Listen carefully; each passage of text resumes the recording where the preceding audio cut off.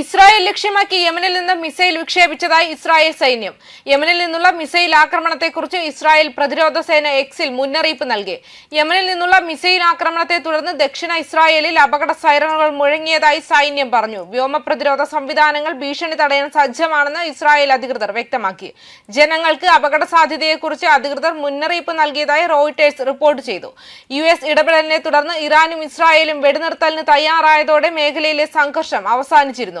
ഖത്തറിലെ വ്യോമതാവളം ഇറാൻ ആക്രമിച്ചതിന് പിന്നാലെയാണ് American president Donald Trump വെടിനിർത്തൽ 12 ദിവസത്തെ സംഘർഷത്തിന് ശേഷമായിരുന്നു വെടിനിർത്തൽ. സംഘർഷത്തിൽ ഇരു രാജ്യങ്ങളിലുമായി 1002 പേരാണ് മരിച്ചത്.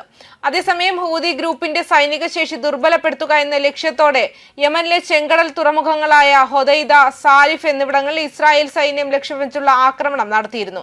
ഗാസയിലെ പാലസ്തീനികളുടെ ഐക്യദാർഢ്യം പ്രകടിപ്പിച്ച് ഇസ്രായേലിനും ഹൂതികൾക്കും നേരെ മിസൈലുകൾ വിക്ഷേപിക്കുന്ന ഇസ്രായേലിനും ഇടയിൽ നടന്നുകൊണ്ടിരിക്കുന്ന സംഘർഷത്തിലെ ഏറ്റവും പുതിയ വർധനവാണ് ഈ ഓപ്പറേഷൻ അടയാളപ്പെടുത്തിയിരുന്നത്. ഇസ്രായേൽ പ്രതിരോധ സേന പറയുന്നതനുസരിച്ച് തുറമുഖങ്ങൾ ആയുധങ്ങൾ കൈമാറുന്നതിനാണ് ഉപയോഗിച്ചിരുന്നത്. കൂടാതെ ഹൂതികളുടെ ഭീകരശേഷികൾക്കുണ്ടാകുന്ന നാശനഷ്ടങ്ങൾ വർദ്ധിപ്പിക്കുന്നതിനും തുറമുഖങ്ങളെ നിർവീര്യമാക്കുന്നതിനും ലക്ഷ്യമിട്ടായിരുന്നു ആക്രമണങ്ങൾ. സിവിലിയന്മാർക്കുണ്ടാകുന്ന നാശനഷ്ടങ്ങൾ കുറയ്ക്കുന്നതിനുള്ള ശ്രമങ്ങൾക്ക് ഊന്നൽ നൽകി പ്രദേശങ്ങളിൽ നിന്ന് ഒഴിഞ്ഞുപോകാൻ IDF താമസക്കാരോട് അഭ്യർത്ഥിക്കുകയും ചെയ്തിരുന്നു. യമനിലെ ഹുദൈദ, സാലിഫ് തുറമുഖങ്ങളിലെ ഹൂതി തീവ്രവാദ ഭരണകൂടത്തിന്റെ ഭീകര അടിസ്ഥാന സൗകര്യ കേന്ദ്രങ്ങൾ IDF ആക്രമിച്ച് തകർത്തിരുന്നു. ആയുധങ്ങൾ കൈമാറുന്നതിനാണ് ഈ തുറമുഖങ്ങൾ ഉപയോഗിക്കുന്നത്.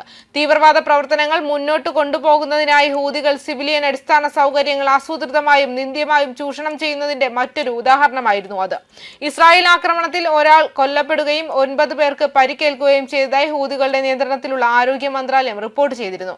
ആക്രമണത്തെ തുടർന്ന് തുറമുഖത്ത് നിന്ന് 4 വലിയ സ്ഫോടനങ്ങൾ കേട്ടതായും പുക ഉയരുന്നത് കണ്ടതായും ഹൊദൈദയിലെ നിവാസികൾ പറഞ്ഞു. ഹൂതികളുടെ സൈനിക വിതരണ ശൃംഖലകളെയും സാമ്പത്തിക അടിസ്ഥാന സൗകര്യങ്ങളെയും തകർക്കാനുള്ള ഇസ്രായേൽ വിപുലമായ ഒരു തന്ത്രത്തിന്റെ ഭാഗമാണ് ഈ ആക്രമണമെന്നും വ്യക്തമാക്കി.